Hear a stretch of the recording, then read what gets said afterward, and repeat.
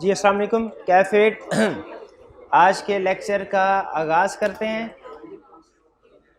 Lecture 109 और इस lecture में हम क्या करने जा रहे हैं, एक तो रिटन रिप्रेजेंटेशन का टॉपिक जो हमने कवर किया है उसके कुछ क्वेश्चंस डिस्कस करेंगे और उसके बाद एक नया चैप्टर स्टार्ट करेंगे, रिव्यू इंगेजमेंट। रिव्यू इंगेजमेंट के कुछ बेसिक कंसेप्ट्स हम शेयर करेंगे। ये इजी चैप्टर है रिव्यू इंगेजमेंट का। सिर्फ इसमें जो रिपोर्ट रीडिंग हमें करनी होगी, इसके अलावा बाकी इसमें जो जितने भी कंसेप्ट्स हैं वो सिंपल है। तो स्टार्ट करते हैं पहले case studies of written representation. Volume 2 का क्वेश्चन है आपके सामने, क्वेश्चन 4, चैप्टर 20 क्वेश्चन 4। भाई बैठ जाए, कहीं एडजस्ट हो जाए। रिक्वायरमेंट में कह रहा है analyse the above situation and explain how you would proceed in the above matter. Requirement पढ़ के हमें नहीं अंदाजा हो रहा कि ये किस चैप्टर का क्वेश्चन है, तो फिर कैसे पता चलेगा? क्वेश्चन की इंफॉर्मेशन से। अब क्वेश्चन की इंफॉर्मेशन की तरफ चलते हैं, लेकिन याद रखिए दो चीजें बतानी है। एनालाइज द अबव सिचुएशन, इसका मतलब यह है कि आपने सिचुएशन को पढ़ के बताना है कि ये किस टॉपिक से रिलेट करता है क्वेश्चन। और how would you proceed in the above matter, यानी हमारा कोर्स ऑफ एक्शन क्या होगा, हम कैसे आगे बढ़ेंगे, हम क्या प्रोसीजर परफॉर्म करेंगे, हमारा कोर्स ऑफ एक्शन क्या होगा।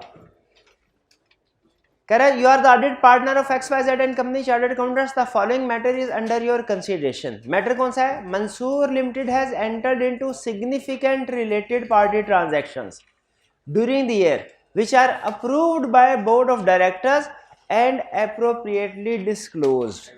यहां तक की इंफॉर्मेशन से मुझे लग रहा है शायद ये रिलेटेड पार्टी चैप्टर 16 में से क्वेश्चन उसने पूछा है, क्योंकि रिलेटेड पार्टी का अल्फाज, लेकिन रिपोर्ट का भी हो सकता है क्योंकि चैप्टर 4 में भी कुछ रिलेटेड पार्टी के कंसेप्ट डिस्कस करता है। रिस्क असेसमेंट का भी हो सकता है, रिस्क असेसमेंट में भी, और रिटन रिप्रेजेंटेशन का भी हो सकता है। कह रहा है the management has also agreed to provide a written representation but you have not received it yet. इससे हमें पता चल गया कि रिटन रिप्रेजेंटेशन है और मैनेजमेंट ने एग्री कर लिया है कि प्रोवाइड करेगी, लेकिन अहम चीज अभी तक उसने हमें रिटन रिप्रेजेंटेशन प्रोवाइड नहीं की।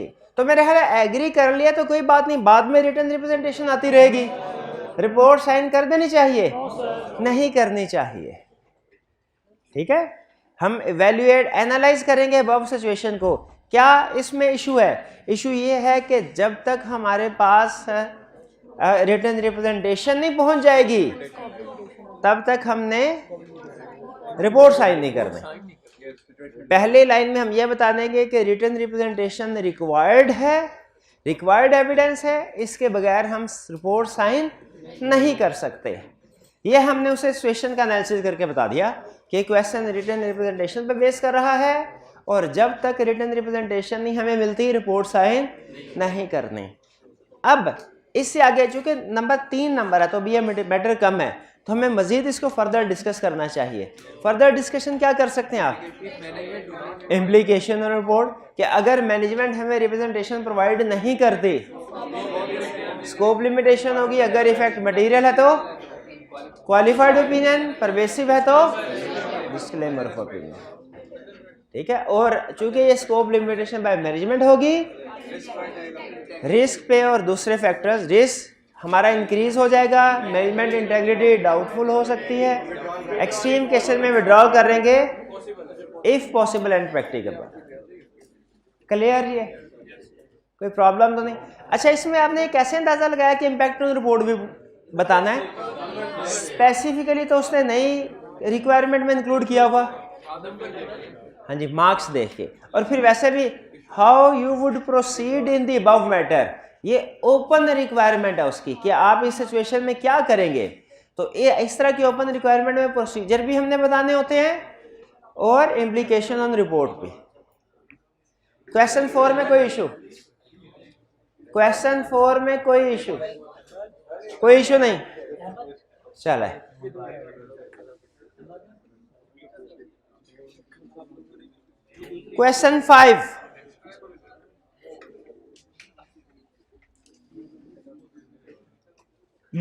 required discuss the appropriateness of management representation and how would you deal with the above situation. Again इसमें हमने ये भी बताना है कि इस सिचुएशन में मैनेजमेंट रिप्रेजेंटेशन अप्रोप्रिएट है कि नहीं, और फिर ये आगे हाउ वुड यू डील भी ओपन एंडेड है, यानी इसमें हमने ये भी बताना है कि हमारा कोर्स ऑफ एक्शन, हमारे प्रोसीजर्स क्या होंगे, और अगर मार्क्स ज्यादा हुए तो इम्पैक्ट ऑन रिपोर्ट भी बताएंगे. The management of PTL Pioneer Textile Limited has provided you with the management representation that they have disclosed to you all known instances of non-compliance with laws and regulations that are relevant to the preparation of financial statement. जी management ये representation दी है आपको कि उन्होंने जितनी भी non compliances थी वो आपको बता दिया. क्या ये non compliance with laws and regulation ये रिप्रेजेंटेशन अप्रोप्रिएट होती है? बिल्कुल होती है. अच्छा, रिसेंट क्वेश्चन में आई कैप ना थोड़ा सा मजीद इसकी ड्राफ्टिंग की तरफ भी गया है.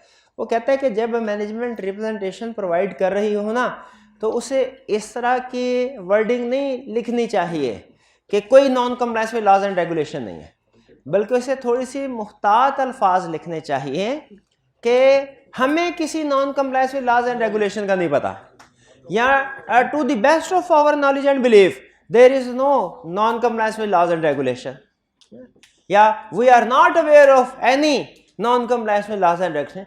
बजाय ये कि सिंपल कंक्लूसिव स्टेटमेंट दे कि there is no related party, क्या वर्डिंग होनी चाहिए?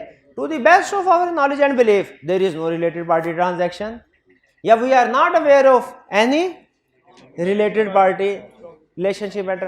तो इस तरह की मुख्तार. बहरहाल तो ये लॉज एंड रेगुलेशन की नॉन कंप्लायंस, इस पे रिप्रेजेंटेशन हम ऑब्टेन करते हैं कि नहीं? लिस्ट में पढ़ा था कि नहीं आज? चलिए आगे. However, during the field work with your team identified a payment of penalty of rupees 2 million to an environmental agency.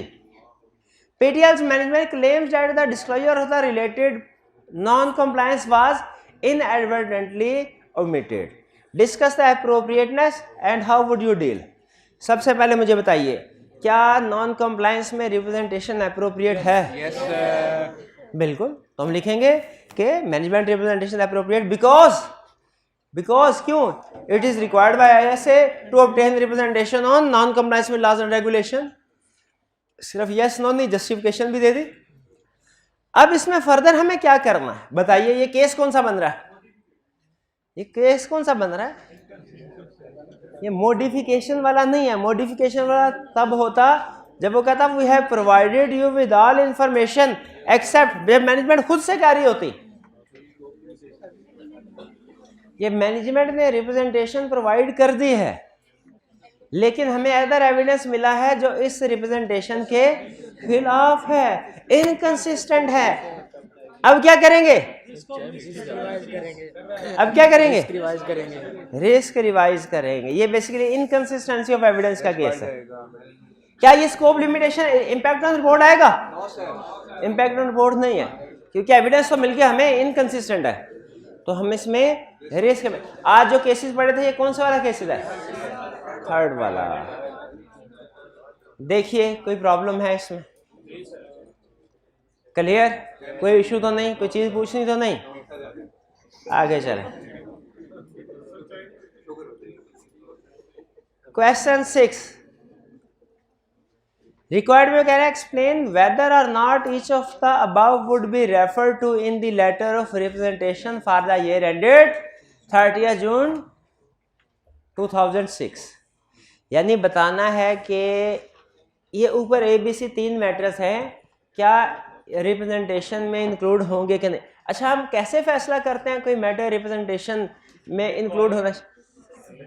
सबसे पहले देखें रिक्वायर्ड की लिस्ट में है कि नहीं. रिक्वायर्ड की लिस्ट में हो तो अप्रोप्रिएट, रिक्वायर्ड की लिस्ट में नहीं है तो फिर हम देखते हैं कि क्या मैनेजमेंट की intention future course of action पे डिपेंड कर रहा है तो भी अप्रोप्रिएट होगा, आर्बिटर की जजमेंट को सामने रखते हुए।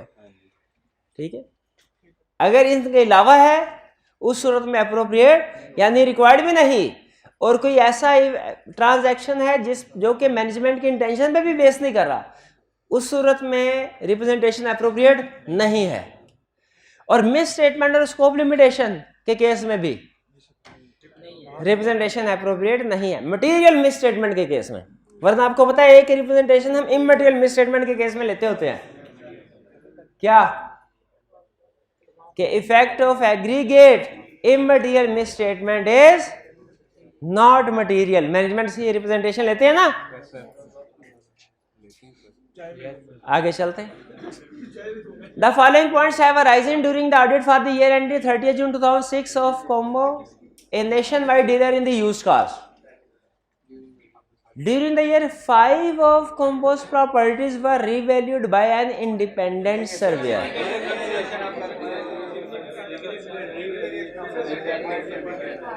Revaluation of assets required है बिल्कुल। हालांकि आपको बताया था provision for bad debt, depreciation, revaluations, ये स्पेसिफिकली अलहदा से स्टैंडर्ड ने लिस्ट नहीं दी, लेकिन जो हमारा पहला पॉइंट है सिग्निफिकेंट अजम्पशंस एंड एस्टिमेट्स, उसमें कवर होते हैं प्रोवाइडेड ये सिग्निफिकेंट हो। कितने स्टूडेंट का ख्याल है कि ये सिग्निफिकेंट एज्यूम करके वह हो? ठीक है, ठीक है, ठीक ठीक ठीक ठीक है, इसमें रिप्रेजेंटेशन अप्रोप्रिएट है। जरा हाथ उठाएं। और कितने स्टूडेंट्स का ख्याल अप्रोप्रिएट नहीं है? हाँ, इसमें जो मेरी असेसमेंट है ये उसने जो लिखा है ना 5 of compose properties were revalued, इससे ये इंडिकेशन मिल रही है कि उसने सारी प्रॉपर्टी को रिवैल्यू नहीं किया, नहीं किया। इससे ये इंफॉर्मेशन मिल रही, इंडिकेट हो रही है। तो आप इफ करके लिख सकते हैं कि if entire class of properties is not revalued then there is a misstatement and written representation is not appropriate in this case. ठीक है, and but if entire class of properties is revalued then written representation is appropriate in this case because it involves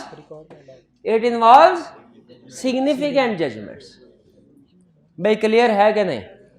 तो बेहतर है कि if करके दोनों चीजें लिख दें, ठीक है, क्योंकि 5 का वर्ड जो है ना 5 का, इससे इंडिकेशन मिल रही है कि सिलेक्टिव रिवैल्यूएशन है।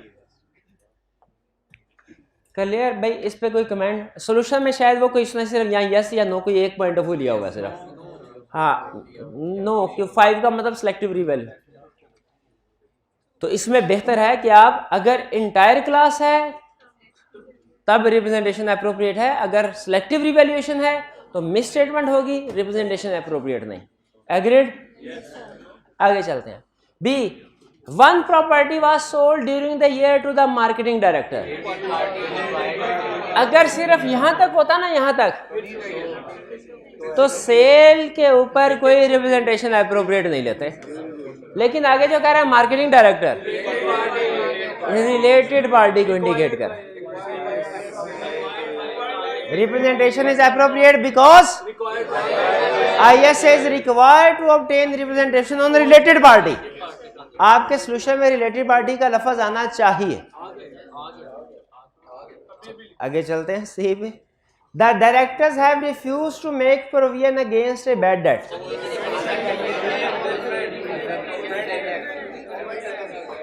मिस स्टेटमेंट है, मिस स्टेटमेंट पे रिटन रिप्रेजेंटेशन अप्रोप्रिएट नहीं होती, इसमें रिटन रिप्रेजेंटेशन अप्रोप्रिएट नहीं है। क्लियर? चलिए 6 के बाद 8। सबसे पहले रिक्वायरमेंट, कोई रह तो नहीं गया 6 के बाद? हाँ ठीक है।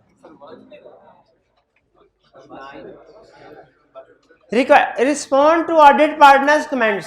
रिक्वायरमेंट पढ़ के कुछ पता नहीं चल रहा किस, तो कैसे पता चलेगा? सवाल पढ़ के। You are responsible for answering technical queries from other managers and partners of your firm.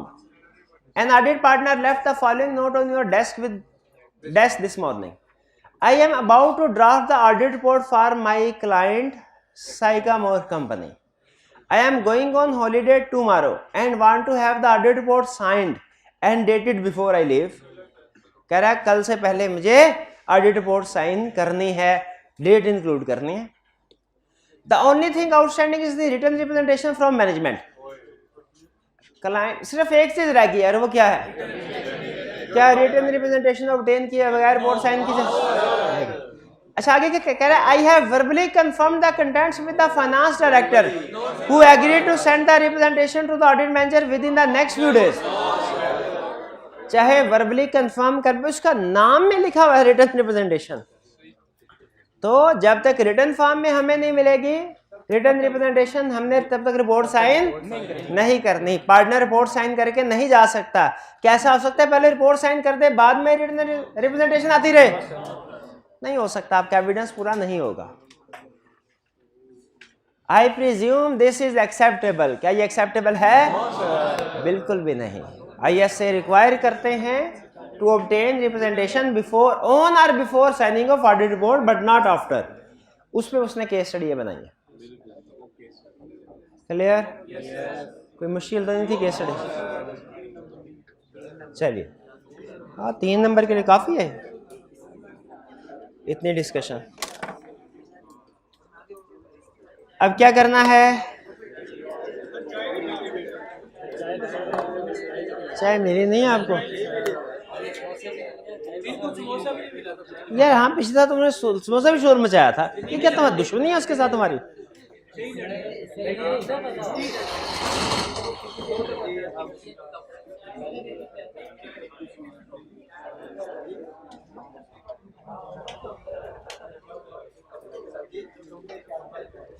जी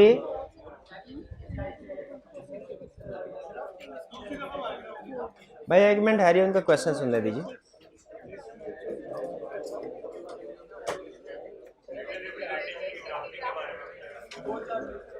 अरे भाई उनका क्वेश्चन सुन ले। मेरा भाई आपके साथ बैठा क्वेश्चन पूछ रहा है और आप बातें कर रहे हैं। हाँ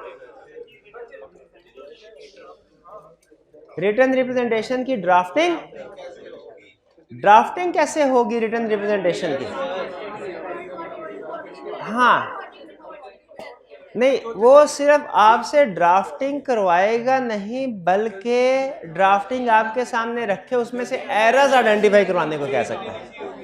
आपके वॉल्यूम 2 में रिसेंट क्वेश्चन उसने यही पूछा है कि ड्राफ्टिंग में उसने आपको एरर्स आइडेंटिफाई। आपने पहले रिटन रिप्रेजेंटेशन के बाकी के क्वेश्चंस कर लीजिए, फिर वो क्वेश्चन नंबर 1 कीजिएगा।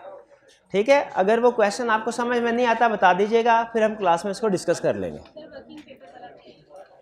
एक वर्किंग पेपर वाला भी है, बिल्कुल एक वर्किंग पेपर। रिपोर्ट में उसने ज्यादा पूछा हुआ है, वर्किंग पेपर में एरर्स आइडेंटिफाई करने का उसने आज तक नहीं पूछा हुआ। एग्जाम में ICAP के क्वेश्चन बैंक में क्वेश्चन है। Draft the MCQ matter paragraph, ये क्वेश्चन आ सकता है आपसे। मॉडिफाइड ओपिनियन ड्राफ्टिंग के लिए कह सकता है।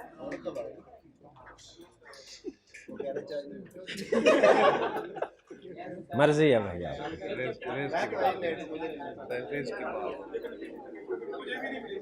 भाई अगले 2 दिन कोई चाहे नहीं क्लास में होगा जी। जो आना चाहे क्लास में आए, ना आना चाहे ना आए। मैंने आपको पहले बताया था जब आप एक फैसिलिटी का मिस यूज करेंगे ना, हम उसको डिसकंटिन्यू कर देंगे अगले 2 दिन। हाँ जी, तो टाइप्स ऑफ क्वेश्चन के ऊपर बात हो रही थी कि क्या हमें वो डिफरेंट चीज़ों को डॉक्यूमेंट एग्जाम में ड्राफ्टिंग करवा सकता है। तो इसमें हमने 3 एग्जाम्पल डिस्कस की थी, 3-4। मैनेजमेंट इंगेजमेंट लेटर उसने आज तक ड्राफ्ट नहीं करवाया, ना ही उम्मीद है कि ड्राफ्ट करवाएगा, लेकिन आपको उसके कंटेंट्स पता है ना। अगर ड्राफ्टिंग करवाए तो आपको अंदाज़ा हो जाना चाहिए कि इसमें कौन सा मैटर उसने मिस किया जो कि इंक्लूड होना चाहिए। आपसे ड्राफ्टिंग नहीं करवाएगा, जो उसका पैटर्न है ना चल रहा है, बल्कि आपके सामने कोई ना कोई फॉर्मेट रख देगा, जैसे ऑडिट रिपोर्ट के किसी भी पैराग्राफ का फॉर्मेट रख देगा। उसने इस रिटन रिप्रेजेंटेशन वाले क्वेश्चन में रिटन रिप्रेजेंटेशन के 2-3 पैराग्राफ्स आपके सामने रख दिए, और आप वर्किंग पेपर एक क्वेश्चन में उसने हमें एक वर्किंग पेज था वो सामने रख दिया और हमसे कहा कि इसमें से एरर्स आइडेंटिफाई करो। इस सूरत हाल में आपको ये पता होना चाहिए कि इंफॉर्मेशन कौन कौन सी इंक्लूड होती है। जैसे जो वर्किंग पेपर वाला क्वेश्चन था ना, उसमें आपको याद होगा वो उस कंसेप्ट पे बेस कर रहा था जिसमें हमने स्टडी किया था कि हर वर्किंग पेपर पे कौन सी इंफॉर्मेशन इंक्लूड होनी चाहिए। क्वेश्चन उसके ऊपर बेस कर रहा था। उसमें कुछ इंफॉर्मेशन उसने इंक्लूड नहीं की थी और कुछ इंफॉर्मेशन गलत थी, जैसे प्रोसीजर कुछ और था और एजर्शन कुछ और थी। इसी तरह रिप्रेजेंटेशन का फॉर्मेट उसने ये रिसेंट क्वेश्चन में उसने कोई हमें 2-3 सेंटेंस दे दिए और कहा कि इसमें से एरर्स आइडेंटिफाई करो, क्रिटिकली इवैल्यूएट करो इसको। तो अगर आपको पता है रिटन रिप्रेजेंटेशन में कौन कौन सी रिप्रेजेंटेशन इंक्लूड होती है तो आप उसमें से एरर्स आइडेंटिफाई कर सकते हैं। हाँ, एक चीज़ हमारे लिए नई थी कि उसमें हमें ये सिखाया था कि जब कभी रिप्रेजेंटेशन को लिख रहे होंगे तो आपने कोई कंक्लूसिव स्टेटमेंट नहीं देनी। यानी डायरेक्टर्स जब रिप्रेजेंटेशन ऑडिटर को दे रहे होंगे तो there is no fraud, there is no related party, there is no subsequent event, इस तरह की लैंग्वेज यूज नहीं करनी, बल्कि लैंग्वेज यूज करनी है सेफर साइड पे। जैसे to the best of our knowledge and belief there is no related party transaction, ये वर्डिंग, या we are not aware of any non compliance with laws and regulation, इस तरह की wording use करें। ये उसने एरर आइडेंटिफाई किया था कि स्टेटमेंट कंक्लूसिव यूज की गई है क्वेश्चन में। इसके अलावा बाकी वो क्वेश्चन, तो क्वेश्चन नंबर 1 है ना रिटन रिप्रेजेंटेशन का, बाकी क्वेश्चन में आप उसको अटेम्प्ट कर सकते हैं आसानी के साथ, उसमें प्रॉब्लम नहीं। हाँ, ज़्यादा चांस याद रखिए मुझे, ना तो रिटन रिप्रेजेंटेशन का चांस लग रहा है क्वेश्चन में आने का और ना ही किसी और ड्राफ्टिंग का, वर्किंग पेपर का। जो ज़्यादा चांस है क्वेश्चन एग्जाम में क्वेश्चन आने का वो है रिपोर्ट का, कि रिपोर्ट में आपसे दोनों चीज़ें करवा सकता है। आपको कोई ऐसी सिचुएशन दे दे जिससे ओपिनियन क्वालिफाइड या एडवर्स या डिस्क्लेमर ऑफ ओपिनियन एक्सप्रेस होता हो, या एमसीस ऑफ मैटर आता हो, अदर मैटर कोई पैराग्राफ, और आपसे कहे कि इसको ड्राफ्ट करो, उसकी ड्राफ्टिंग भी पूछ सकता है। और दूसरा, आपको हो सकता है खुद से कोई ओपिनियन या MCs of matter, other matter paragraph draft करके दे दे और आपसे पूछे कि एरर आइडेंटिफाई करो। इसमें जो हमें खुद से ड्राफ्ट दे दे और एरर्स आइडेंटिफाई करवाने को कहे, वो हमने क्वेश्चन किए हैं, लेकिन अगर वो हमें कहता है कि आप MCs of matter paragraph draft करो, आप ओपिनियन ड्राफ्ट करो, वो क्वेश्चन हमने नहीं किए। आपको याद होगा एक लर्निंग ऑब्जेक्टिव चैप्टर 4 का मैंने आपसे पेंडिंग करवाया हुआ है, वो मैंने करवाना है, ठीक है। उसके बाद आप खुद से भी इस काबिल हो जाएंगे इंशाल्लाह कि ओपिनियन या एमसीस ऑफ मैटर को ड्राफ्ट कर सके। उसमें भी MCs of matter, other matter की एग्जांपल तो मैंने आपको याद करवाई हुई है। एमसीस ऑफ मैटर और अदर मैटर और गोइंग कंसर्न अनसर्टेनिटी की एग्जांपल याद करवाई हुई है। जो मॉडिफाइड ओपिनियन की एग्जांपल्स है ना, वो नहीं करवाई, तो वो मैंने करवानी है, ये ध्यान में रखिएगा। तो ज्यादा चांस किस चीज का है आने का? रिपोर्ट की ड्राफ्टिंग या रिपोर्ट में से एरर्स आइडेंटिफाई करवाने को कहेगा, इसका ज्यादा आने का चांस है। इसके ऊपर ज्यादा आप भी फोकस कीजिए, ठीक है। तो इसमें बाकी चीजें मैंने करवा दी, सिर्फ ड्राफ्टिंग ऑफ मॉडिफाइड ओपिनियन हमारा रहते हैं। वर्किंग पेपर में से एरर्स आइडेंटिफाई करना उसने एग्जाम में कभी भी नहीं पूछा। इंगेजमेंट लेटर में से एरर्स आइडेंटिफाई करवाना उसने कभी भी नहीं पूछा। रिटन रिप्रेजेंटेशन में से पूछ लिया था उसने, ठीक है। और उसमें भी सिर्फ एक चीज हमारे लिए नहीं थी, ये उसने कहा लैंग्वेज किस तरह की, कंक्लूसिव लैंग्वेज यूज नहीं करनी। बाकी वो क्वेश्चन भी अटेम्प्ट हो सकता। चलिए अब हम चलते हैं अपने, ऑडिट हमारा कंप्लीट हो गया, जितने भी ऑडिट के स्टैंडर्ड्स थे। अब आज हम रिव्यू को स्टार्ट करने जा रहे हैं, और रिव्यू इंगेजमेंट आज स्टार्ट होगी और कल के लेक्चर में ये कंप्लीट हो जाएगी। कल के लेक्चर में कंप्लीट। इसकी रीजन सुन लीजिए। एक तो रीजन ये है भाई, ऑडिट में हमने इतना ज्यादा स्टडी किया चैप्टर स्टैंडर्ड्स, इतने प्रोसीजर्स पढ़े, रिव्यू में हमारा जल्दी क्यों कंप्लीट हो जाएगा ऑडिट की निस्बत? एक रीजन तो ये है प्रोसीजर कम है ऑडिट की निस्बत। प्रोसीजर क्यों कम है? क्योंकि लेवल ऑफ एश्योरेंस कम है। ऑडिट में हमने रीजनेबल एश्योरेंस ऑब्टेन करनी होती है और रिव्यू में लिमिटेड। अच्छा, लेकिन एक दूसरी वजह भी है जो इससे भी ज्यादा है, मैं वो क्या कि हमने रिव्यू में प्रोसीजर कम परफॉर्म करने, ऑडिट में ज्यादा। ऑडिट में ज्यादा प्रोसीजर, रिव्यू में, लेकिन रिव्यू में जो प्रोसीजर परफॉर्म करने हैं वो तकरीबन वही हैं जो हमने ऑडिट में पढ़े हुए हैं। इसका मतलब ये हुआ कि हम रिव्यू में भी इंक्वायरी, ऑब्जर्वेशन, इंस्पेक्शन वगैरह कर रहे होंगे, लेकिन इनको हम पढ़ नहीं रहे होंगे क्योंकि ये प्रोसीजर वही है जो कि हमारे ऑडिट के। क्लियर?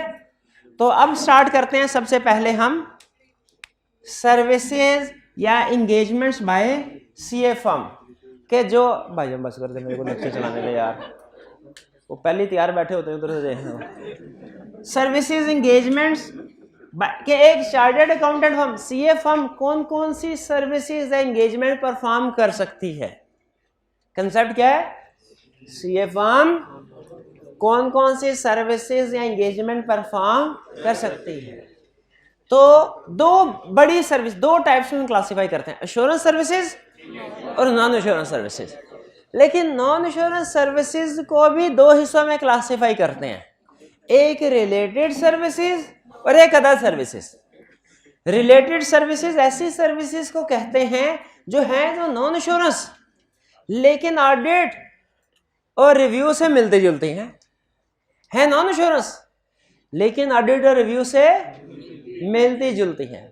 और अदर सर्विसेज वो सर्विसेज हैं जो है भी नॉन एश्योरेंस और ऑडिट और रिव्यू से मिलती जुलती भी नहीं। तो टोटल हमारी तीन टाइप्स हो गई सर्विसेज के, एक एश्योरेंस सर्विसेज, एक रिलेटेड सर्विसेज। लेकिन याद रखिए related services non assurance services हैं, assurance services, related services, other services. Assurance services की एग्जांपल्स क्या हैं? Reasonable assurance engagement, limited assurance engagement. Reasonable assurance में क्या किया जाता है? रीजनेबल एश्योरेंस प्रोवाइड की जाती है। लिमिटेड एश्योरेंस में क्या किया जाता है? इसकी एग्जांपल्स हैं ऑडिट और रिव्यू। रीजनेबल एश्योरेंस की एग्जांपल क्या? ऑडिट। लिमिटेड एश्योरेंस की एग्जांपल। फर्क क्या जी दोनों में? प्रोसीजर किसमें ज्यादा, किसमें कम? लेवल ऑफ एश्योरेंस इसमें ज्यादा से मुराद कौन सा? High but not absolute. और इसमें limited. How assurance is presented? इसमें रीजनेबल एश्योरेंस कैसे? इन पॉजिटिव फॉर्म, इसमें नेगेटिव फॉर्म।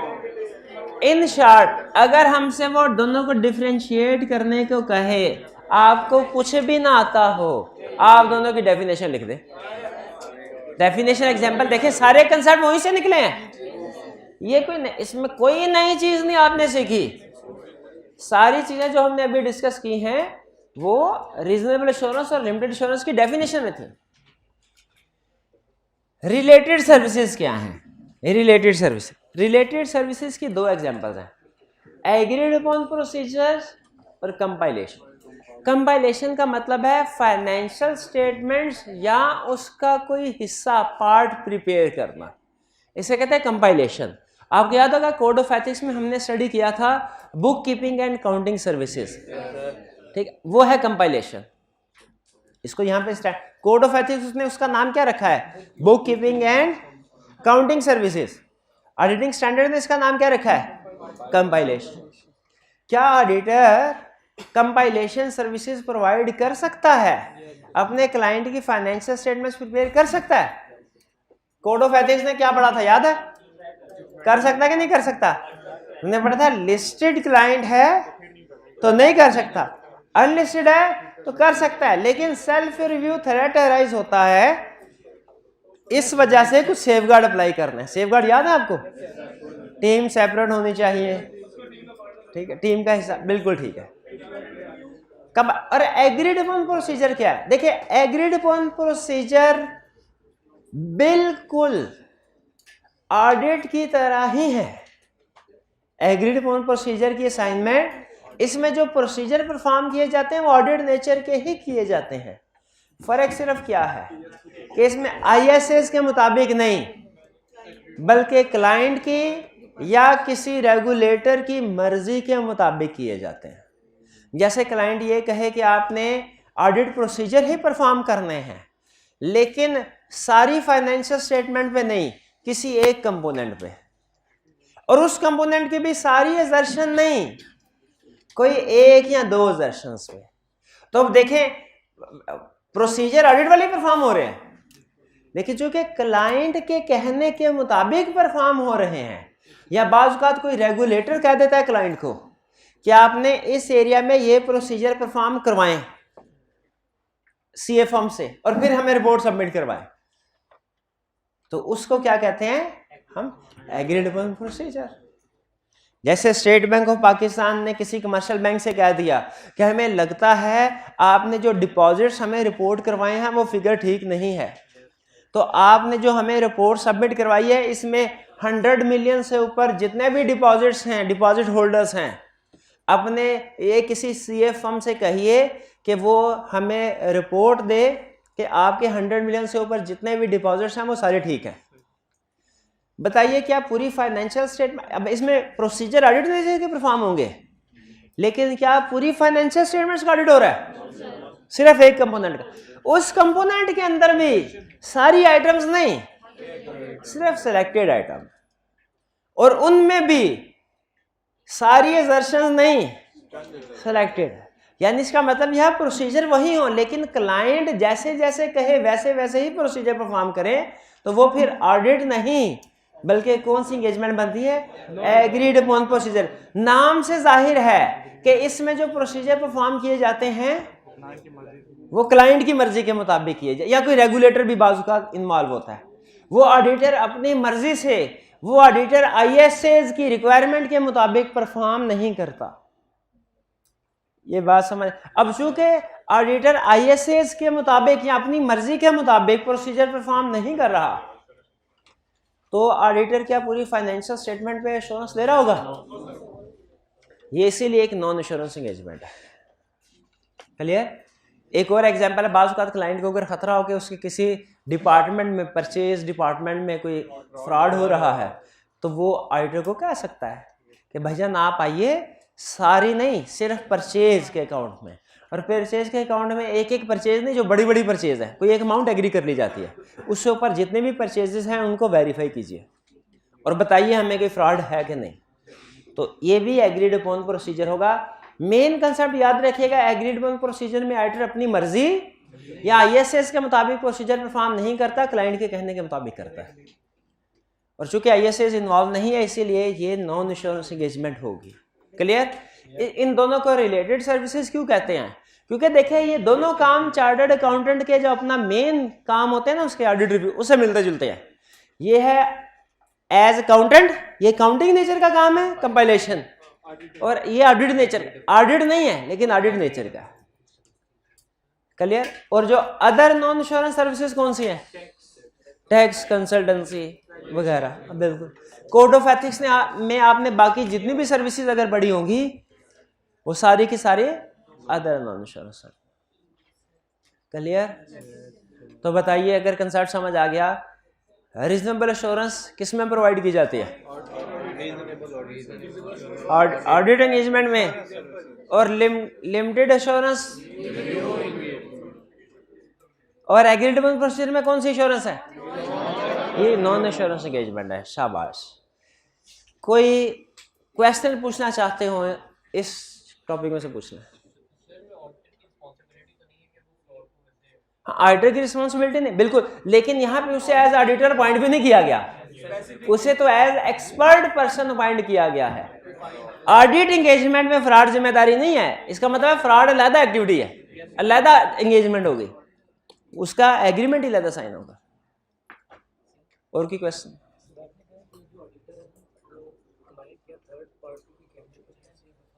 जी नहीं करेगा, बिल्कुल। एग्रीड अपॉन प्रोसीजर में ऑडिटर अपनी जजमेंट के मुताबिक प्रोसीजर परफॉर्म नहीं करता, नहीं करता। प्रोसीजर परफॉर्म नहीं, देखिए इसमें क्लाइंट बताता है कि उसने फ्रॉड आइडेंटिफाई करना है तो किस अमाउंट तक का, किस डिपार्टमेंट में, ठीक है। क्लाइंट अपनी रिक्वायरमेंट के मुताबिक बताता है, ठीक है। ये सीफैप लेवल में जब आप जाएंगे ना तो उसमें आपसे एग्रीड प्रोसीजर का क्वेश्चन भी पूछेगा, और ये क्वेश्चन बहुत आसान है। कैसे भला? इसमें देखिए ऑडिट के तकरीबन आपने जितनी भी केस स्टडीज किए ना, आपने देखा होगा आधी से ज्यादा केस स्टडीज में हमें कुछ ना कुछ प्रोसीजर बताने पड़ते हैं कि इस सिचुएशन में हम क्या करेंगे, और उसमें हमें अपनी जजमेंट भी अप्लाई कर। कुछ प्रोसीजर तो हमें सीधे मिल जाते हैं चैप्टर 10 से, कुछ सिचुएशन ऐसी भी होती हैं जिसमें हमें खुद से अपनी जजमेंट भी अप्लाई करनी पड़े। लेकिन एग्रीड अपॉन प्रोसीजर के क्वेश्चन में खास बात है क्या, कहीं पे भी आपको अपनी जजमेंट अप्लाई नहीं करनी पड़ती, वो खुद से बताता है कि ये प्रोसीजर है, ठीक है। इसमें सिर्फ एक कंसेप्ट होता है कि रिपोर्ट कैसी होगी, रिपोर्ट याद रखे। अच्छा एक चीज और बता दूं, रिपोर्ट हर एंगेजमेंट की होगी। एश्योरेंस सर्विसेज में भी रिपोर्ट दी जाती है, नॉन एश्योरेंस में भी रिपोर्ट दी जाती है। फर्क क्या होगा, इसमें कोई कंक्लूजन या ओपिनियन मौजूद होगा, इसमें भी कंक्लूजन या ओपिनियन होगा, इसमें भी होगा। इसमें कोई कंक्लूजन या ओपिनियन और इसमें भी कंक्लूजन ओपिनियन नहीं। और एक और फर्क आपको बता दूं, इसके लिए एश्योरेंस सर्विसेज परफॉर्म के लिए ऑडिटर का इंडिपेंडेंट होना लाजमी है। रिलेटेड सर्विसेज या अदर सर्विसेज के लिए इंडिपेंडेंट होना लाजमी नहीं है, ये भी फर्क ज़हन में रखिएगा जी। बिल्कुल इंटरनल ऑडिटर भी कर सकते, क्लियर। अच्छा अब अभी हमने क्या सीखा, हमने ये सीखा कि टोटल टाइप ऑफ सर्विसेज क्या हैं, इसमें जो अदर नॉन इंश्योरेंस सर्विसेज ये हम कोड ऑफ एथिक्स में पढ़ चुके हैं कुछ, ठीक है। जैसे टैक्स में क्या था, वैल्यूएशन सर्विसेज वगैरह, जो ये अभी नहीं पढ़नी हमने। अब रिलेटेड सर्विसेज सीफैप लेवल पे जाके पढ़ेंगे, कैफ के सिलेबस में नहीं है। कैफ के सिलेबस में जो ज्यादा डिस्कशन है वो सिर्फ ऑडिट और रिव्यू की है। ऑडिट पढ़ चुके हैं, अब हम क्या करेंगे, रिव्यू। तो ये बेसिकली आपको इस चैप्टर का कंटेक्स्ट बताया जा रहा है कि इस चैप्टर में अब हम क्या करेंगे। पहले सारी टाइप ऑफ सर्विसेज बता दी, उसके बाद ऑडिट के बारे में हम पढ़ चुके हैं, रिव्यू रह गया, वो इस चैप्टर में स्टडी करेंगे। बाकी की सर्विसेज हम सीफैप लेवल पे जाके पढ़ेंगे, या कुछ थोड़ी सी हमने कोड ऑफ एथिक्स में स्टडी की है। बाकी की जितनी भी सर्विसेज हैं सिर्फ। अब स्टार्ट करें, कौन सी सर्विसेज के बारे में पढ़ने जा रहे हैं, रिव्यू एंगेजमेंट में।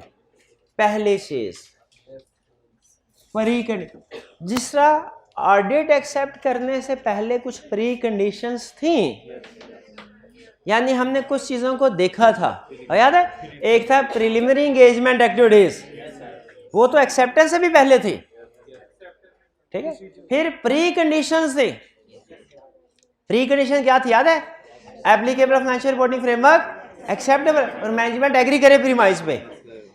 क्या वो प्री कंडीशन का कंसेप्ट रिव्यू पे भी अप्लाई होगा? यस होगा, बस इतना बताना था आपको। और उस प्री कंडीशन के कंसेप्ट में क्या बात आती है, अगर ऑडिटर इंडिपेंडेंट नहीं है तो एंगेजमेंट को एक्सेप्ट कर सकता है ऑडिट को, रिव्यू को भी नहीं कर सकता। अगर मैनेजमेंट में इंटेग्रिटी नहीं है ऑडिट को एक्सेप्ट कर सकता है, रिव्यू को भी नहीं कर सकता। अगर कोई रैशनल पर्पस ना हो तो रिव्यू एंगेजमेंट को एक्सेप्ट, ये नई चीज हमारे सामने आई। ऑडिट असल में ज्यादातर केसेस में होता है स्टैट्यूटरी एंगेजमेंट है, और रिव्यू ज्यादातर केसेस में नॉन स्टैट्यूटरी एंगेजमेंट है।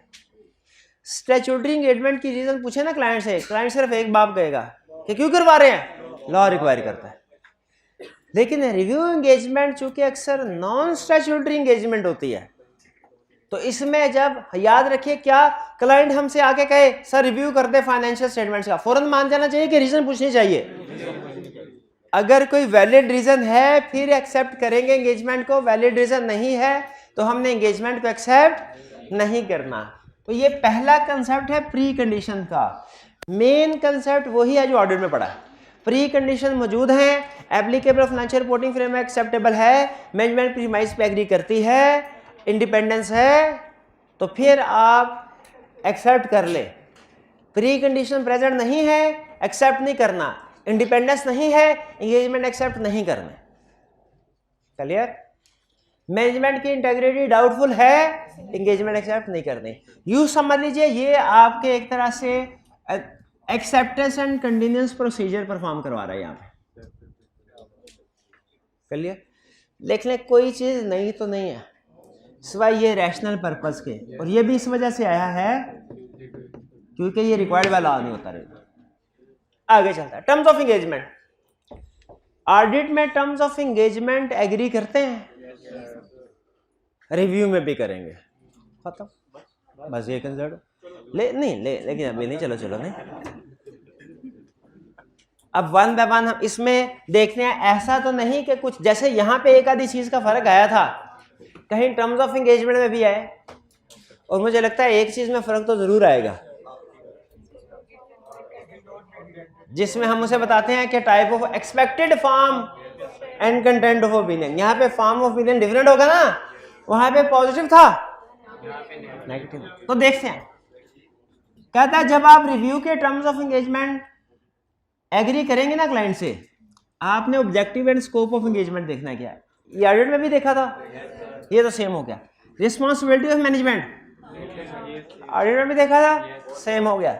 Responsibility of practitioner. अच्छा हाँ, यहाँ पे एक चीज सुन लें, कुछ कंसेप्ट ऐसे हैं जो एग्जैक्टली वैसे ही हैं जो ऑडिट पर, नाम का फर्क है। जैसे वहां पे टर्म ऑडिटर बोली जाती थी, प्रैक्टिशनर बोली जाएगी, प्रैक्टिशनर। वहां पे लफ्ज ओपिनियन बोला जाता था, यहाँ पे कंक्लूजन का लफ्ज यूज किया जाएगा। तो याद रखें, रिव्यू में आपने अगर वो कहे ना रिव्यू कर रहे हैं, मिस स्टेटमेंट है, उसका इफेक्ट मटेरियल है, तो आपने उसे क्वालिफाइड ओपिनियन नहीं कहना, क्वालिफाइड कंक्लूजन कहना। इसमें जो वर्ड यूज होंगे ना, बल्कि अब वो कंसेप्ट कल पढ़ाना है, लेकिन चले अभी पढ़ा देते हैं, अगर मिस स्टेटमेंट है, उसका इफेक्ट इमटेरियल है, या स्कोप लिमिटेशन है, उसका इफेक्ट इमटेरियल है, रिव्यू का कंक्लूजन क्या होगा? Unmodified conclusion. शाबाश। अगर मिस स्टेटमेंट है, इफेक्ट मटेरियल है, क्वालिफाइड कंक्लूजन। मिस स्टेटमेंट है, इफेक्ट परवेसिव है, एडवर्स कंक्लूजन। स्कोप लिमिटेशन है, इफेक्ट मटेरियल है, क्वालिफाइड कंक्लूजन। स्कोप लिमिटेशन है, इफेक्ट परवेसिव है। ये क्या, ये आपने पहले पढ़ा हुआ क्या? कैसे पता चला फिर आपको? सारा चैप्टर तकरीबन इसी तरह है कि कंसेप्ट वही है, कंसेप्ट वही है। चाय 2 दिन नहीं मिलने, आपकी 2 दिन की चाय बंद हो गई। आप टाइम ज़ाया करते हैं।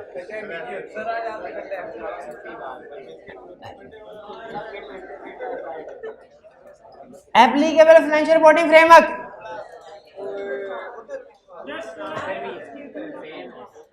Same. Expected form and content of report to be issued, उधर भी था, इधर है।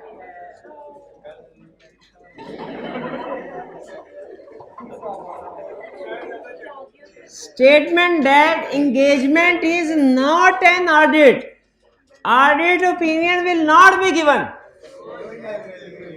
ये अच्छा, क्लाइंट ये आपको पता है, अब आपसे अगर एग्जामिनर पूछे 3 नंबर के साथ ऑडिट और रिव्यू में फर्क बताओ, बता देंगे क्योंकि पढ़ लिया। लेकिन जो ज्यादातर स्टेक होल्डर्स हैं, यूजर्स हैं, वो शायद ऑडिट और रिव्यू में फर्क ना बता, क्योंकि उन्होंने नहीं पढ़ा हुआ ऑडिट में। इसीलिए हो सकता है वो रिव्यू रिपोर्ट को ही ऑडिट रिपोर्ट समझ लें, और ये प्रैक्टिकली भी होता है कि वो रिव्यू रिपोर्ट को भी यूजर ऑडिट रिपोर्ट समझ सकते हैं। इसलिए हम 2 काम करते हैं। एक काम तो ये करते हैं, हम क्लाइंट को कहते हैं review report required by law नहीं है ना, आप किसी खास जरूरत के तहत करवा रहे हैं रिव्यू रिपोर्ट, जैसे किसी बैंक से हो सकता है लोन लेना हो, तो आप एक काम करें, क्या ये रिव्यू रिपोर्ट किसी और को नहीं देनी, एक तो रिस्ट्रिक्शन लगा लेते हैं, और तो अच्छा रिस्ट्रिक्शन लगा भी दें तो जो बैंक वाला है जिसने ऑडिट नहीं पढ़ा वो फिर भी गलतफहमी का शिकार हो सकता है। बाकी लोग तो नहीं होंगे गलतफहमी का शिकार, क्यों? उन्हें मिलेगी नहीं, लेकिन बैंक वाला फिर भी हो सकता है। इसलिए उसके लिए हम खास तौर पे एक सेंटेंस लिख देते हैं, क्या कि ये ऑडिट रिव्यू है, ऑडिट नहीं, इसमें ऑडिट ओपिनियन नहीं दिया जाएगा, इसमें ऑडिट ओपिनियन तो क्या दिया जाएगा? रिव्यू कंक्लूजन दिया जाएगा। ये स्टेटमेंट आपने टर्म्स ऑफ एंगेजमेंट में लाजमी लिखना है। और फिर use and distribution of financial statement, ये भी पूछेंगे।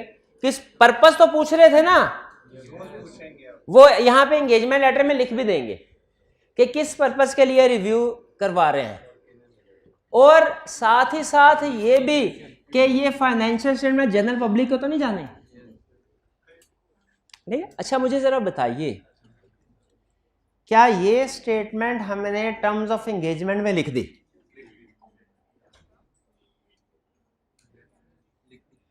क्या ये ऑडिट रिपोर्ट में भी लिखनी चाहिए कि ये रिपोर्ट ऑडिट रिपोर्ट नहीं है, रिव्यू रिपोर्ट है, इसे ऑडिट रिपोर्ट ना समझना?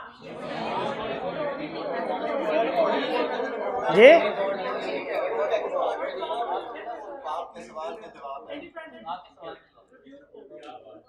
नहीं, रिव्यू उसके रिपोर्ट के ऊपर ना टाइटल आएगा जैसे ऑडिट में आता था, उसमें यही लिखा होगा, जैसे इंडिपेंडेंट ऑडिटर्स रिपोर्ट होता था लिखा होगा इंडिपेंडेंट प्रैक्टिशनर्स रिव्यू रिपोर्ट लिखा आएगा।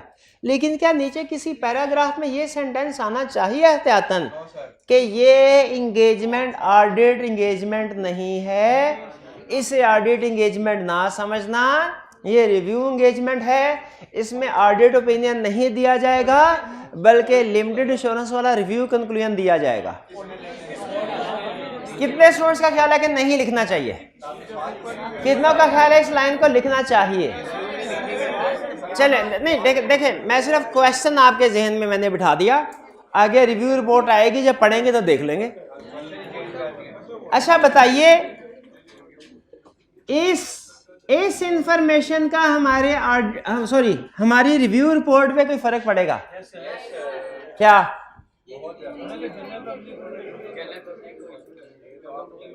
इस इंफॉर्मेशन, क्लाइंट ने कहा यस हमने डिस्ट्रीब्यूशन को रिस्ट्रिक्ट करना है, इसका हमारी रिव्यू रिपोर्ट पे कोई इफेक्ट होगा?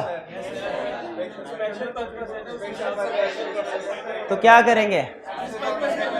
रिपोर्ट हम अपने, अगर फाइनेंशियल स्टेटमेंट्स की डिस्ट्रीब्यूशन को रिस्ट्रिक्ट किया जा रहा है, अदर मैटर पैराग्राफ, हम अपनी रिपोर्ट की डिस्ट्रीब्यूशन को भी रिस्ट्रिक्ट। इससे एक अहम कंसेप्ट हमारे सामने आया कि ऑडिट रिपोर्ट में ओपिनियन होता है, रिव्यू रिपोर्ट में भी कंक्लूजन होगा, ये तो पहले से पता था। ऑडिट ओपिनियन 4 तरह के हो सकते हैं, unmodified, qualified, adverse, disclaimer. Review conclusion भी 4 तरह के हो सकते हैं, ये भी पहले पता था। अब सुनिए जो चीज पहले पता नहीं थी, जिस तरह ऑडिट रिपोर्ट में emphasis of matter, other matter आ सकते हैं, उसी तरह रिव्यू रिपोर्ट में भी emphasis of matter, other matter आ सकते हैं। नहीं समझ आई बात? आगे तो सुने फिर एक सवाल का जवाब देखते हैं क्लास में कि माइका लाल जो जवाब दे इसका। ऑडिट रिपोर्ट में भी एम्फेसिस ऑफ मैटर आएगा, रिव्यू में भी।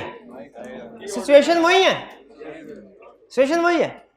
एग्जाम में याद रखे, ये ना हो सारा केस वो उन्हीं सिचुएशन के ऊपर बनाए, एंड में सिर्फ इतना लिख दे कि ये ऑडिट क्लाइंट ने रिव्यू क्लाइंट है, और आप कहें रिव्यू वाला तो सारा तो प्रैक्टिस करवाई नहीं, और सारे कंसेप्ट वही है। इंपैक्ट ऑन रिपोर्ट क्या होगा, वही कंसेप्ट, उसी तरीके से डिसाइड करें, उसी तरीके से मटीरियलिटी। स्टैंडर्ड एक जगह पे ये रिव्यू वाला स्टैंडर्ड बात करता है, कहता है जिस चीज का फर्क मैं आपको बता दूं ना, वो रिव्यू दोनों में फर्क है, लेकिन जिसके बारे में जिक्र नहीं किया वो सब सेम है। यहां पे मटीरियलिटी कैलकुलेट करना नहीं सिखाएगा, सब्सिक्वेंट इवेंट के प्रोसीजर नहीं सिखाएगा, रिलेटेड पार्टी को आइडेंटिफाई करना नहीं सिखाएगा।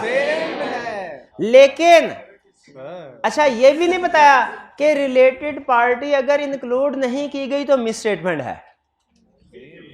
तो बताइए अगर रिव्यू रिपोर्ट में रिलेटेड पार्टी को इंक्लूड नहीं किया गया, सारे कंसेप्ट वही, तो फिर मुझे बताइए एमसीक्यू मैटर ऑडिट रिपोर्ट में भी, रिव्यू में भी, अदर ऑडिट रिपोर्ट में भी, रिव्यू में भी, कि ऑडिट मैटर ऑडिट रिपोर्ट में आता है, रिव्यू में आएगा कि नहीं?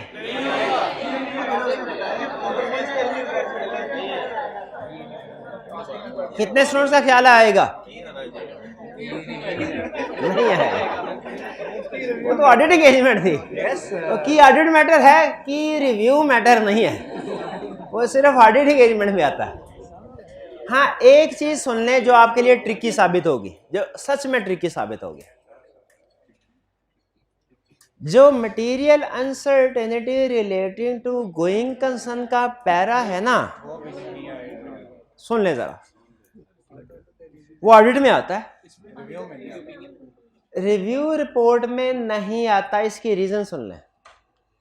पहले ये अलहदा से पैराग्राफ नहीं होता था, आज से 5-7 साल पहले इसे एमसीक्यू मैटर पैराग्राफ में ही इंक्लूड करते थे। अगर आप इसकी ड्राफ्टिंग के ऊपर आपने कभी गौर किया हो ना, ये शायद मैंने आपको उस लेक्चर में भी बताई थी ये बात, कि material uncertainty related to going concern पहले एमसीक्यू मैटर की एग्जांपल हुआ करता था। इसकी ड्राफ्टिंग भी ऐसे नोट्स टू अकाउंट्स का रेफरेंस देते हैं, मैटर बताते हैं किस वजह से अनसर्टेनिटी क्रिएट हो रही है, और एंड पे वो ये लाइन भी लिखते हैं, our opinion is not modified in respect of this matter. फिर स्टैंडर्ड ने, आईफैक ने रिवीजन करना शुरू की, और अनफॉर्चुनेटली आधी रिवीजन कर दी, आधी नहीं की। ऑडिटिंग स्टैंडर्ड उसने रिवाइज कर दिए, ऑडिटिंग स्टैंडर्ड में उसने गोइंग कंसर्न का पैराग्राफ एमसीक्यू मैटर से निकाल के अलहदा शो कर दिया, लेकिन रिव्यू स्टैंडर्ड्स को रिवाइज नहीं किया। इसका मतलब है अगर गोइंग कंसर्न का इशू है, रिपोर्ट रिव्यू एंगेजमेंट में भी करना है, लेकिन इसके लिए पैराग्राफ कौन सा होगा, ये बात ध्यान में रखिएगा, ये बात ध्यान में रखिएगा। रिव्यू रिपोर्ट में ना की ऑडिट मैटर है, ना material uncertainty relating to going concern. Review में प्रोसीजर कौन सा परफॉर्म किए जाते हैं? प्रोसीजर नहीं, सेम नहीं, क्या मर जाएंगे प्रोसीजर परफॉर्म करते करते? हम सेम प्रोसीजर कम करने होते हैं, बहुत कम करने होते हैं। इसमें जो प्रोसीजर परफॉर्म, अब सुन ले वो क्वेश्चन जो आई कैप ने सबसे ज्यादा दफा पूछा हुआ है इस चैप्टर में। कहता है रिव्यू में कौन कौन से प्रोसीजर परफॉर्म किए जाते हैं। हमने स्टार्ट कहां से लेना है? हमने स्टार्ट इस चीज से लेना है कि रिव्यू के प्रोसीजर्स कम है ऑडिट की निस्बत। क्यों? क्योंकि इसमें जो लेवल ऑफ एश्योरेंस है वो मॉडरेट है, पहली लाइन। फिर आगे बताया, ये तो हमने जनरल क्वेश्चन बता दिया ना कि प्रोसीजर कम है। कम है तो कौन कौन से लेकिन परफॉर्म करते हैं वो सुन ले। Inquiry, analytical procedure and other review procedure. Review procedure की एग्जांपल्स क्या है? Inquiry, analytical procedure, other review. अच्छा आप सुन लीजिए बेसिकली होता क्या है। जब रिव्यू एंगेजमेंट हमारे सामने आता, पहली चीज तो ये, हमारी फर्म में जिन लोगों की ऑडिट एंगेजमेंट में प्लानिंग होती है ना, वो तो 50-50, आधे खुश आधे सैड। जिनकी ऑडिट में प्लानिंग होती है, ऑडिट एंगेजमेंट, जिनकी रिव्यू में प्लानिंग होती है, रिव्यू के वो खुश। ऑडिट वाले आधे हैप्पी आधे सैड क्यों होते हैं? उन्हें पता है 3 महीने की असाइनमेंट है ना, 1.5 महीना हमने दबा के याशी करनी है। क्लाइंट पे सुबह जाएंगे 11 बजे और 3:30-4 बजे निकल आएंगे। लेकिन जो आखिरी 1.5 महीना है ना, इसमें भी सुबह जाएंगे 10 बजे, लेकिन वापस आएंगे अगले दिन 2-3 बजे रात। ठीक है ये है। लेकिन रिव्यू एंगेजमेंट में थ्रू आउट द एंगेजमेंट 10 बजे जाएंगे, 4-4:30 वापसी। क्यों? इसमें प्रोसीजर ही कम, इसमें ज्यादा क्या करते हैं भला? सबसे पहले एनालिटिकल प्रोसीजर परफॉर्म करने होते हैं। हम रिस्क असेसमेंट करते हैं एनालिटिकल, पिछले साल की निस्बत सेल्स कम क्यों है, परचेजेस ज़्यादा क्यों है, ये एक्सपेंसेस कम, ये एक्सपेंसेस। एनालिटिकल प्रोसीजर सारे परफॉर्म करते हैं जैसे ऑर्डर। और आपको पता है एनालिटिकल प्रोसीजर में कैलकुलेशंस वगैरह होती हैं, ज़्यादा भागदौड़ नहीं होती। फिर उसके बाद क्लाइंट से इंक्वायरी करते हैं, सर ये डेटर्स पिछले साल की निस्बत इस साल ज़्यादा क्यों है, इंक्वायरी। क्लाइंट हमें कोई ना कोई रीज़न देता है, अगर वो रीज़न हमें एक्सेप्टेबल लगे, जस्टिफाइड लगे, तो यहीं पे ख़त्म कहानी। हम फर्दर डिटेल चेकिंग नहीं करते, एजिंग रिपोर्ट बनवा के उसकी एक्यूरेसी को चेक नहीं करते, इंक्वायर करते हैं, एनालिटिकल प्रोसीजर परफॉर्म करते हैं और इंक्वायरी करते। इंक्वायरी से अगर हमारी तसल्ली हो जाए, काम यही खत्म। अगर तसल्ली ना हो तो फिर हम अदर प्रोसीजर परफॉर्म करते हैं, वरना नहीं करेंगे, वरना नहीं करेंगे। इसका मतलब है इसमें हम अगर तो इंक्वायरी और एनालिटिकल प्रोसीजर से ही एविडेंस मिल जाए और यहीं पे खत्म, लेकिन अगर इनसे एविडेंस ना मिल सके तो फिर फर्दर प्रोसीजर की तरफ जाएंगे, नॉर्मली नहीं जाते। यानी रिस्क है तो मजीद काम करना है, वरना सिर्फ इंक्वायरी और एनालिटिकल प्रोसीजर से ही काम खत्म।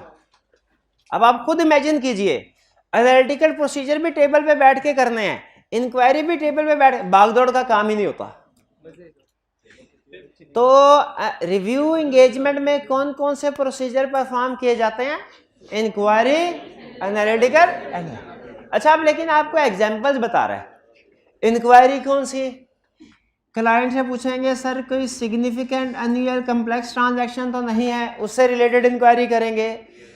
अकाउंटिंग एस्टिमेट्स के बारे में, सर कोई provision for bad debt depreciation में चेंज तो नहीं आया। रिलेटेड पार्टीज के बारे में इंक्वायरी करेंगे, फ्रॉड से related, non compliance, subsequent event, going concern से रिलेटेड इंक्वायरी करेंगे। अगर क्लाइंट कह दे सर कोई सब्सिक्वेंट इवेंट नहीं है, कोई सब्सिक्वेंट इवेंट नहीं है, तो नॉर्मली हम, अगर हमें रिस्क ना हो तो हम मजीद प्रोसीजर परफॉर्म नहीं करते, वरना अगर करना चाहे तो कर भी सकते हैं। इंक्वायरी, एनालिटिकल प्रोसीजर परफॉर्म करेंगे। अगर एनालिटिकल प्रोसीजर से कोई unusual item, unusual relationship identify हो तो फिर अदर रिव्यू प्रोसीजर की तरफ जाएंगे, वरना अगर इसमें से कोई अनयूजुअल रिलेशनशिप आइडेंटिफाई नहीं होता, या होता है लेकिन क्लाइंट हमें उसकी वैलिड रीजनिंग दे देता है, तो फिर मजीद प्रोसीजर परफॉर्म नहीं करना है। क्लियर? इसका मतलब क्या हुआ, सुन लीजिए। रिव्यू एंगेजमेंट में पहला, जब आपसे पूछेगा ना कि रिव्यू एंगेजमेंट में बताओ कौन कौन से प्रोसीजर परफॉर्म करने हैं, आपने पहली चीज ये बतानी है कि रिव्यू में प्रोसीजर ऑडिट की निस्बत कम होंगे। दूसरी चीज ये बतानी है कि रिव्यू में ज्यादातर inquiry, analytical and other review procedure perform किए जाते हैं, और टेस्ट ऑफ कंट्रोल्स और test of details normally perform नहीं किए जाते। ये 3 पॉइंट लिख दिए। अगर तो क्वेश्चन 2 नंबर का यहीं पे खत्म। अगर ज्यादा मार्क्स का है तो फिर आपको इंक्वायरी की भी कुछ एग्जांपल्स लिखनी पड़ेंगी, 3-4, एनालिटिकल प्रोसीजर की भी एग्जांपल लिख दें, और अदर रिव्यू प्रोसीजर की भी एग्जांपल लिख दें। यानी अदर रिव्यू प्रोसीजर का क्या मतलब, नॉर्मल ऑडिट में गोइंग कंसर्न अजम्पशन वैल्यूएट करते हैं, रिव्यू में भी करेंगे। नॉर्मल ऑडिट में सब्सिक्वेंट इवेंट्स का रिव्यू करते हैं, रिव्यू एंगेजमेंट में भी होगा। नॉर्मल ऑडिट में रिटर्न रिप्रेजेंटेशन ऑब्टेन करते हैं, रिव्यू में भी ऑब्टेन करेंगे। नॉर्मल ऑडिट में एरिया कम्प्लेक्स हो, स्पेशल एक्सपर्ट को एंगेज करते हैं, रिव्यू में भी करेंगे। ठीक है, लेकिन याद रखिए इनको कंसीडर जरूर करेंगे, लेकिन ये ज्यादातर काम इंक्वायरी से ही खत्म हो जाएगा। अगर आपका रिस्क ज्यादा है फिर हम फर्दर प्रोसीजर की तरफ जाते हैं, वरना फर्दर प्रोसीजर की तरफ नहीं जाते। ये है हमारा रिव्यू। लेकिन एक मिनट ठहरिए, पहले बताइए क्या ऑडिट और रिव्यू, क्या आपको डिफरेंट टाइप्स ऑफ सर्विसेज जो चार्टर्ड अकाउंटेंट प्रोवाइड करते हैं क्लाइंट को वो क्लियर हो गई? रिलेटेड सर्विसेज की टर्म क्लियर है? Yes sir. फिर क्या ऑडिट और रिव्यू में फर्क क्लियर है आपको? फिर क्या रिव्यू में जो टर्म्स ऑफ एंगेजमेंट एग्री की जाती हैं वो क्लियर है? रिव्यू में जो प्रोसीजर परफॉर्म किया, ये प्रोसीजर वाला क्वेश्चन लाजमी करना है आपने, इसको रटा लगा लीजिएगा। अच्छा, अब जो नहीं पढ़ाया और कल पढ़ना है वो बताइए। क्या रिव्यू में जो टाइप्स ऑफ कंक्लूजन दिए जाते हैं वो पता है आपको? कौन सा कंक्लूजन किस सिचुएशन में दिया जाएगा? अच्छा, वैसे अगर आप 5 मिनट अगर और तो रिव्यू रिपोर्ट आपके सामने आ जाए। अच्छा ठीक। फिर आज वादा कीजिए रिटन असाइनमेंट। देखिए इस चैप्टर की वॉल्यूम 2 की कोई असाइनमेंट नहीं दे रहा, वॉल्यूम 1 की भी रिटन असाइनमेंट कोई नहीं दे रहा। एक काम लाजमी करना है आपने, क्वेश्चन ये रीड कर लेने हैं और खास तौर पे आंसर ना करें, चाहे क्वेश्चन रीड कर लें। और खास तौर पे लर्निंग ऑब्जेक्टिव 5 में रिव्यू रिपोर्ट है, ये रीड करना है और मुझे बताना है ये ऑडिट रिपोर्ट के जुड़वा बहन है कि नहीं। रिव्यू रिपोर्ट ऑडिट रिपोर्ट के जुड़वा बहन, ये पढ़ के पता चलेगा, पढ़ के